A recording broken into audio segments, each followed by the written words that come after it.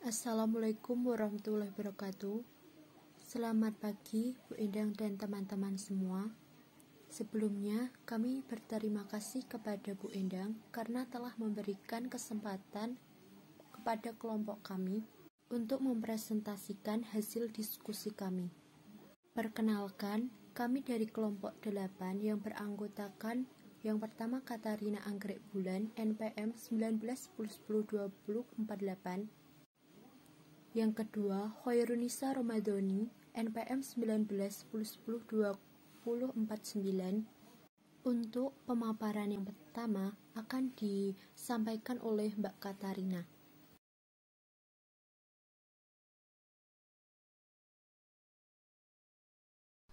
Pengertian dan masalah penjualan angsuran.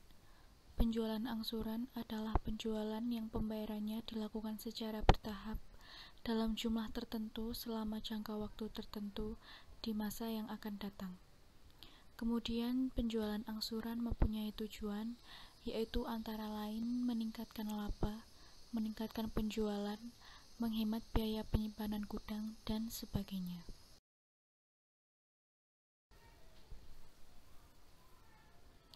Karena pembayarannya dilakukan beberapa periode di masa yang akan datang, maka penjualan angsuran mengandung risiko yang besar di dalam penagihan piutang. Risiko tersebut menimbulkan beberapa masalah yang digolongkan menjadi dua, yaitu masalah akuntansi dan masalah non-akuntansi. Masalah akuntansi dikelompokkan menjadi 4, yaitu yang pertama berhubungan dengan pengakuan laba kotor, kemudian berhubungan dengan cara perhitungan bunga dan angsuran, selanjutnya berhubungan dengan tukar tambah, dan yang terakhir berhubungan dengan pembatalan penjualan angsuran. Kemudian masalah non-akuntansi. Menekan atau mengurangi risiko terjadinya kerugian karena adanya pembeli yang tidak memenuhi kewajibannya. Usaha yang dilakukan untuk mengurangi risiko tersebut ada 3, yaitu yang pertama mengurangi kemungkinan terjadinya pembatalan penjualan angsuran, dilakukan dengan cara penjualan angsuran dilakukan secara selektif dengan persetujuan atau sepengetahuan atasan pembeli dan pembayaran dengan pemotongan gaji. Yang kedua, menyediakan perlindungan hukum bagi penjual. Perjanjian penjualan bersyarat, menggunakan bukti pemilik sebagai jaminan kredit, menjaminkan kepada pihak ketiga dan perjanjian beli sewa. Dan yang terakhir, menyediakan perlindungan ekonomi kepada penjual. Seperti uang muka harus cukup besar, jangka waktu angsuran jangan terlalu panjang, dan angsuran cukup besar. Pengakuan laba kotor. Pada bukunya Suparwoko, pengakuan laba kotor ada beberapa metode, yaitu metode pengakuan pendapatan dan metode penjualan angsuran. Metode pengakuan pendapatan laba kotor penjualan angsuran ada 2, yaitu dasar penjualan dan dasar tunai. Dasar penjualan.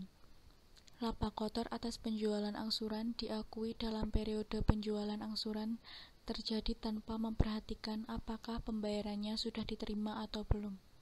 Yang kedua, dasar tunai. Laba kotor atas penjualan angsuran baru diakui apabila pembayarannya dari piutang penjualan angsuran sudah diterima. Metode yang kedua yaitu metode penjualan angsuran. Ada 4 hal yang perlu diperhatikan. Yang pertama, penjualan. Harus dipisahkan antara penjualan tunai dan penjualan kredit. Yang kedua yaitu harga pokok penjualan. Dipisahkan antara HPP penjualan angsuran dan HPP penjualan biasa. Yang ketiga, laba kotor penjualan angsuran. Ada selisih antara penjualan angsuran dengan HPP angsuran dipindahkan ke rekening LKPD atau laba kotor belum direalisasi. Dan yang terakhir, piutang penjualan angsuran. Dipisahkan berdasarkan tahun penjualannya.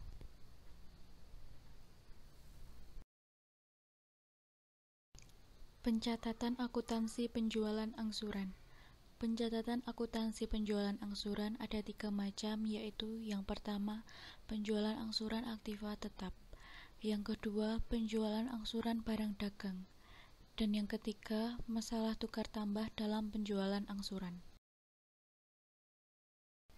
Penjualan angsuran aktiva tetap adalah penjualan aktiva tetap seperti tanah, gedung, dan sejenisnya. Pembayarannya dilakukan secara bertahap dalam jumlah dan waktu yang telah ditentukan. Syaratnya ada dua, yaitu ada uang muka dan pembayaran bunga dan angsuran secara periodik dan tunai.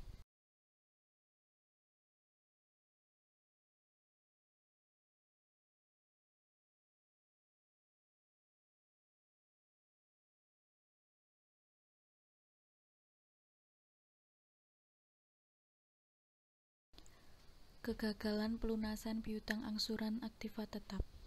Kegagalan pelunasan piutang angsuran aktiva tetap terjadi apabila 1. Pembeli tidak mampu melunasi angsuran sampai lunas, berarti laba yang diperhitungkan tidak dapat terrealisasi. Yang kedua, aktiva tetap yang terjual dimiliki kembali oleh penjual dan dinilai sebesar nilai pasar pada saat aktiva tetap tersebut ditarik atau dimiliki. Dan yang terakhir, jumlah pembayaran pelunasan angsuran tidak dapat diminta kembali oleh pembeli.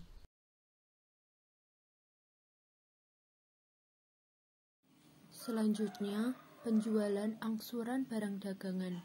Penjualan angsuran barang dagangan terjadi apabila yang pertama, tingkat perputaran penjualan angsuran barang dagang lebih cepat dan tidak ada pendapatan bunga. Yang kedua, menggunakan metode laba diakui sebagai proporsional dengan penerimaan kas. Selanjutnya, ketentuannya. Ada uang muka dan pembayaran dengan uang tunai periodik sebagai pelunasan angsuran.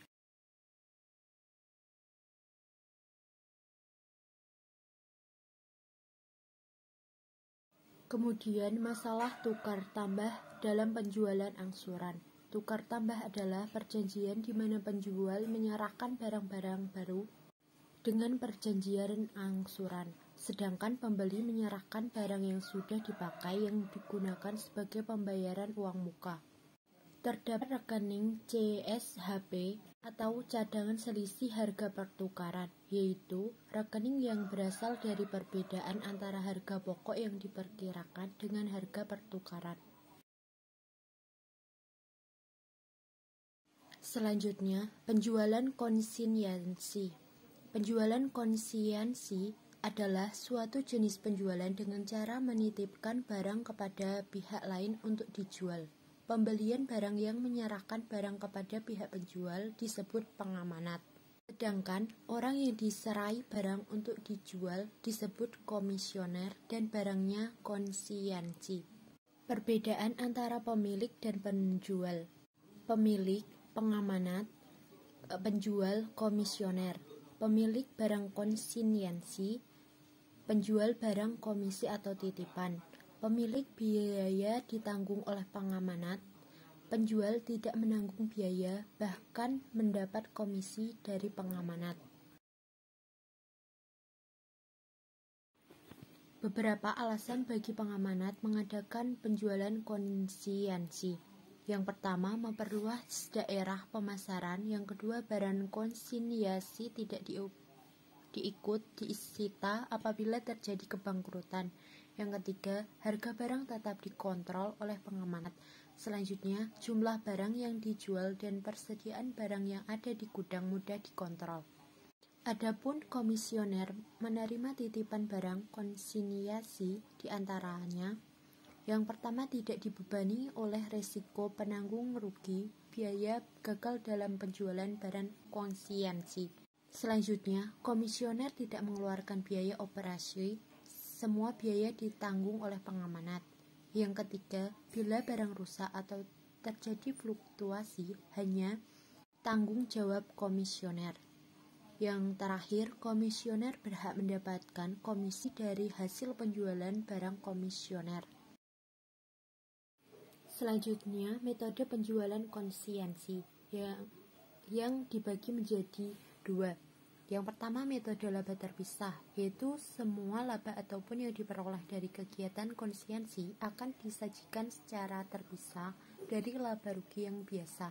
Pada umumnya, pencatatan dibuat oleh pengamanat pada metode ini mencakup yang pertama harga pokok konsiensi yang dikirim, yang kedua biaya pengiriman barang-barang konsiensi, yang ketiga biaya yang berhubungan dengan barang konsiensi akan dibayar oleh komisioner namun ditangani oleh pengamanat. Yang selanjutnya, metode laba tidak terpisah.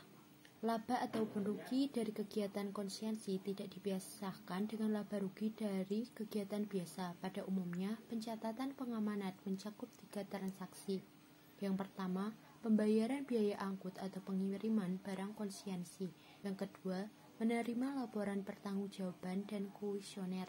Yang ketiga, menerima pembayaran dari kuesioner.